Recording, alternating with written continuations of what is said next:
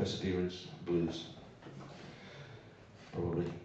This is a short thing, part of a series of experiments with people's proverbs I've been programming about with. And I've discovered, of course, that people have got completely different sets of sayings that are not necessarily equivalent in different countries, and it's kind of odd to put them together. So this is a thing called looking on the bright side. Death, say the Persians, is a camel that lies down at every door. The Danes bring the good news. Death does not blow a trumpet.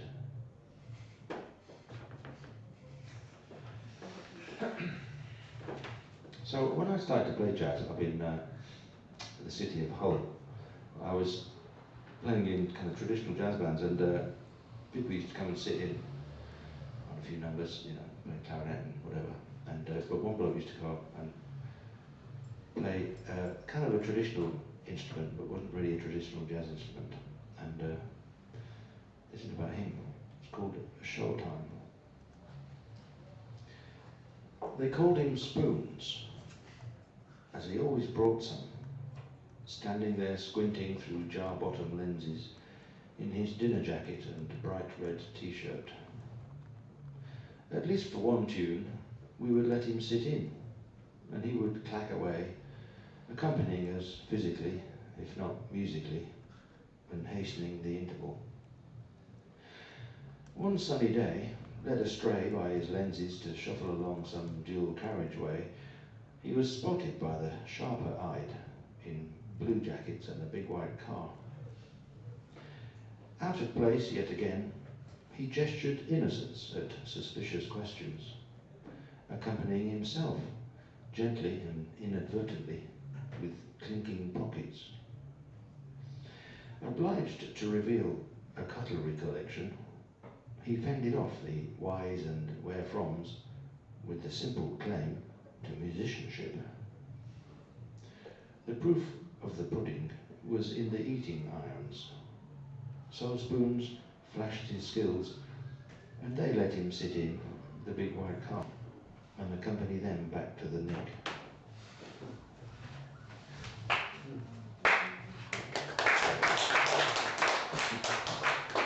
That's an album track, unbelievably, and I've just discovered by a bizarre coincidence that the last word of that poem is the first word of the title of the next one. Isn't that eerie? In a kind of completely trivial kind of way. Eeriness is often like that. This is one called Nick Knack. For many years now, I've been playing what's called the devil's music. He vanished, of course, long ago, in a puff of smoke. I'm still here. Who needs devils?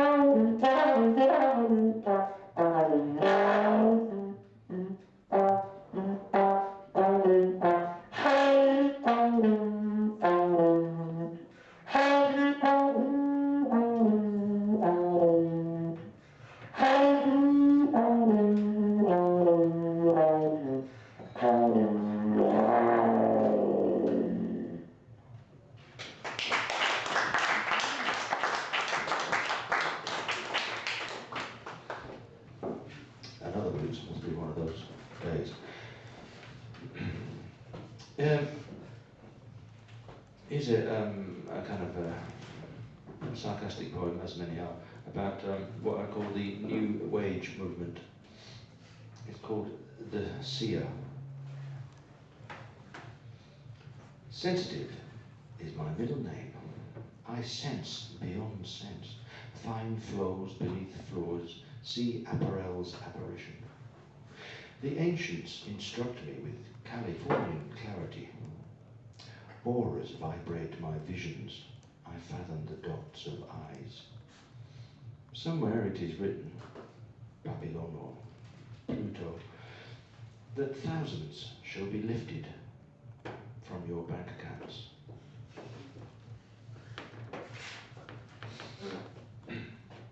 I spent rather too much time in a park near Embankment Station. I wasn't living there or anything, I was just sitting around enjoying the sun, and ended up writing this poem called Benchmarks.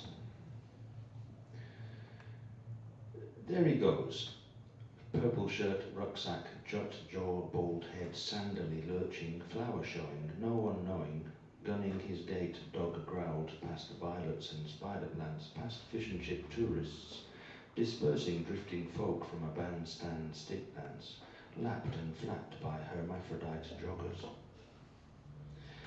Plastic jacket flings bits of baguette, trees shimmer, rustle, shoot at pigeons, shuttlehead slate shapes, swooping past sandstone to groom lawns, pick, peck at tarmac, toss bread, celebration skyward, leaving crusts like children, puffing, strutting, unfancied after stony females, painting the town white.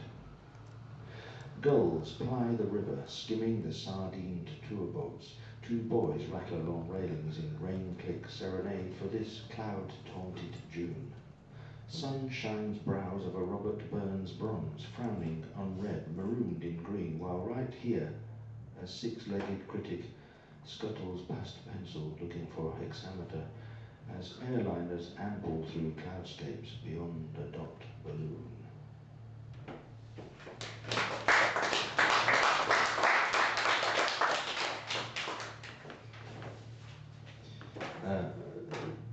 The domestic thing.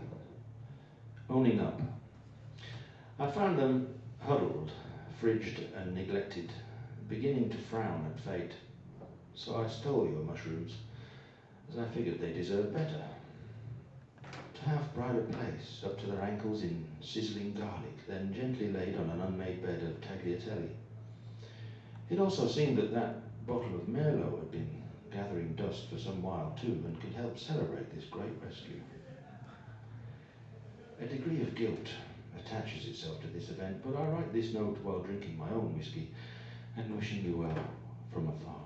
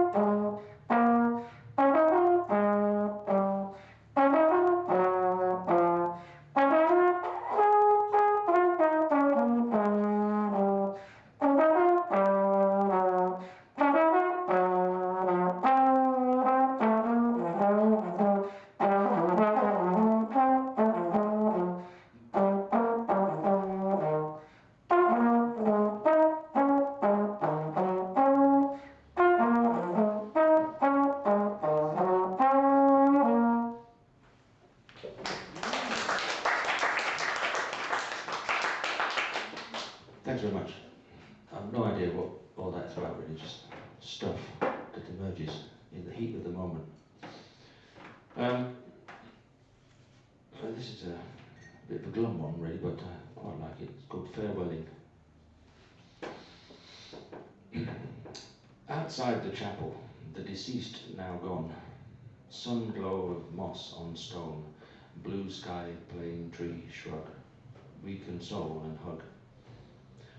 Over a sobbing shoulder I glimpse the stoker wheelbarrowing petrol cans round to the back. We drag our unravelling commemorations up the high street for beer and sandwiches, past charity shops, past yesterday's news banners, queasy on our big, shiny, blue spinning ball.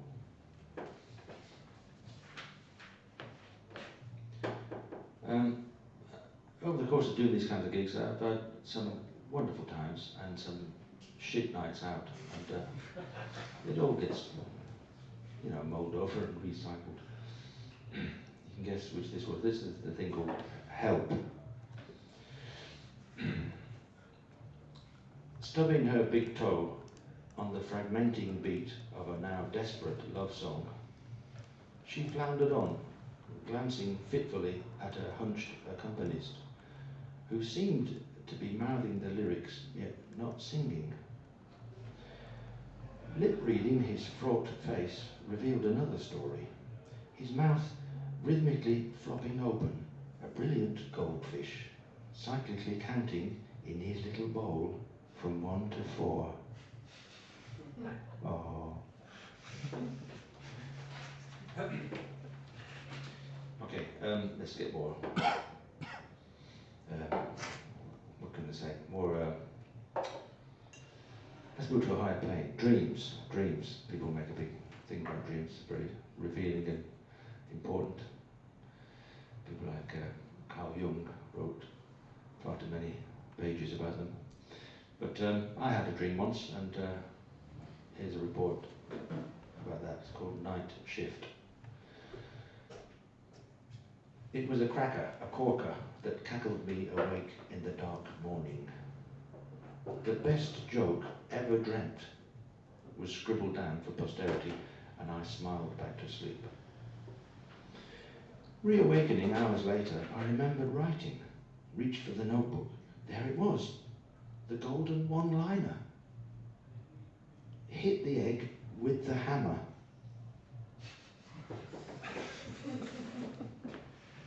Dreams.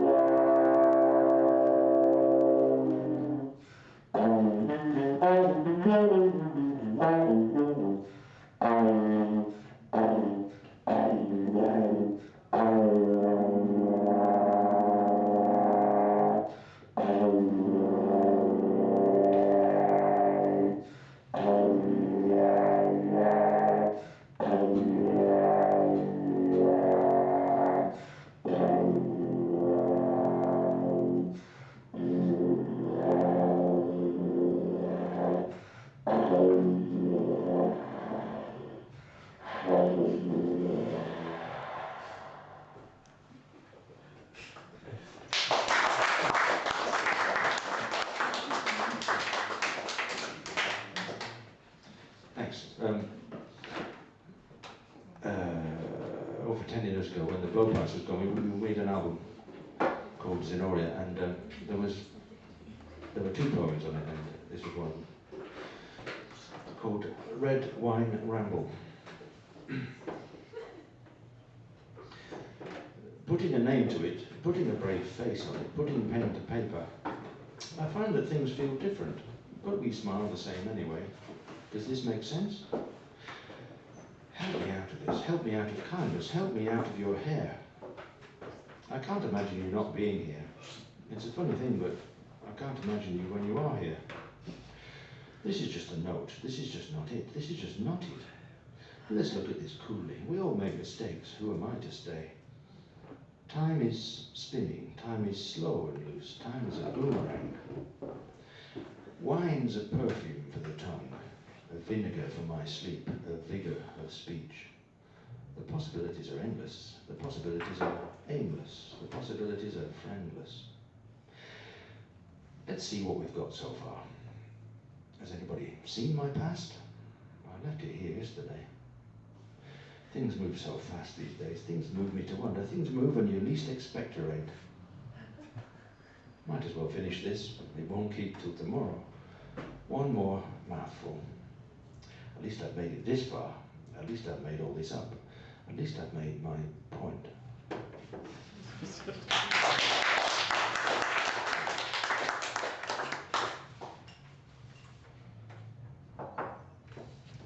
Oh, it's another shit night out.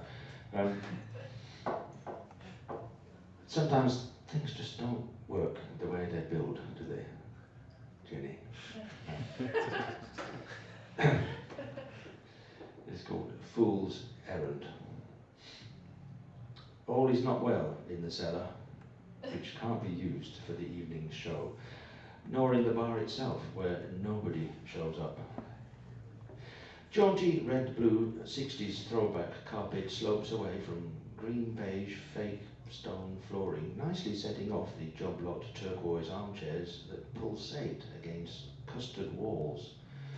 Joining forces with the decor, festering the ambiance, the robotic plod of 100 forgettable dance tracks, end to end like 40-year-old blocks of cooking chocolate glistening in the excreta of knackered bacteria.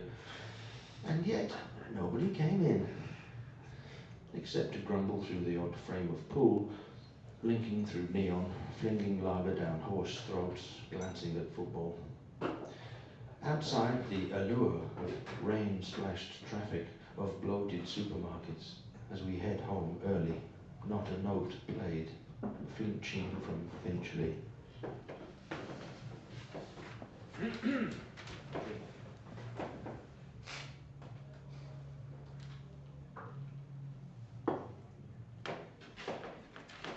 That was a piece called Drinking a Pint of Bitter.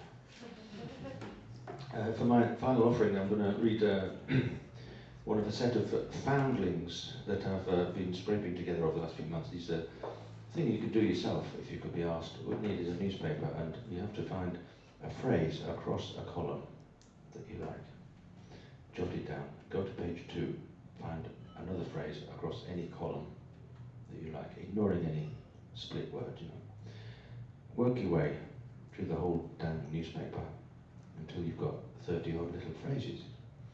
Then all you got to do is just sort them out. And so it's kind of found poem, as they say in the trade, and I'm calling them foundlings. The authorities in Moscow frustrated by the last-minute nature of their alcohol consumption, say they are preparing for a new wide cobbled area used for parking and encroaching on the city. And cheap beer may not be enough. Beer is pleasing as it's not the result of something in a dish on a lab bench, often cloaked in haze, which occasionally undergoes a radical change as a result of allowing small farmers to keep their plots. With the thermometer below zero, a Paris of the future entirely enclosed in the cold sea, sheltering from the rain and a glowing richness of sound, was just a matter of time, the only response to impending doom. Always laden with gifts like clothes and banned computer games, humanity may survive thanks to some proper meals, palatial five-star hotels, small consolation to those who have to build the new hospitals and schools, to implement them. Tate Modern was then conceived as a vast laboratory for research into bees and human sexuality, or bungee jumping or swimming with known artists, imported from Bulgaria and nicknamed the Mothers. The trial continues amid further criticism of its controversial tributes or social networking sites, with public opinion on its side for reasons entirely unrelated to the web traffic monitoring. Too good to be true, what came to be called mood music should be considered a modern evil. That is why rules are so important now. Thanks for listening. Goodbye.